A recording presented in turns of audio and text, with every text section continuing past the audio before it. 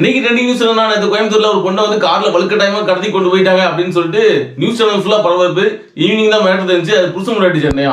உன் வீட்டுக்கு மட்டும்தான் நீ எதனால வாங்கி கொடுப்பியா, என் வீட்டுக்கு வாங்கி கொடுக்க மாட்டேன்ட்டு புருஷனுக்கு முன்னாடி ரோட்ல வச்சு சண்டை.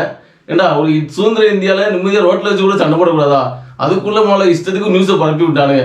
நாடு எங்க தான் போகுது அப்படின்னு மக்கள் ஒரே பதற்றம்.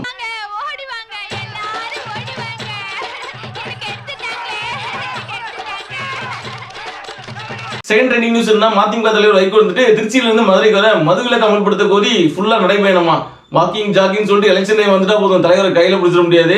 கூட்டணிக்கு சென்னை டிஎம்கே போயிட்டு சொல்ல வேண்டியது மதுவிலக்கு அமல்படுத்துங்க அப்படின்னு சொல்லிட்டு.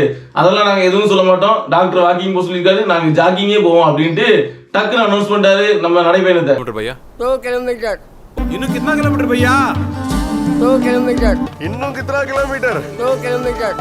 சார் போகணும் கேட்டு சொல்லுங்களேன். அவனை கேட்காத நானே சொல்றேன். 2 கிலோமீட்டர் வா. மூணாவது ட்ரெண்டிங் நியூஸ் என்ன, இன்னைக்கு இந்தியா ஆஸ்திரேலியாவுக்கு லாஸ்ட் T20 மேட்ச். இந்த மேட்ச் மட்டும் வின் பண்றோம்னு வச்சுக்கோங்களேன், தக்காளி சீரிஸ் நமக்கு தான் ஒரே பங்கம் பண்ண மாதிரி இருக்கும். அடுத்து வர ஒரு 5 நிமிஷம் இன்னும் 50 வருஷத்துக்கு அப்படியே இருக்கும்டா.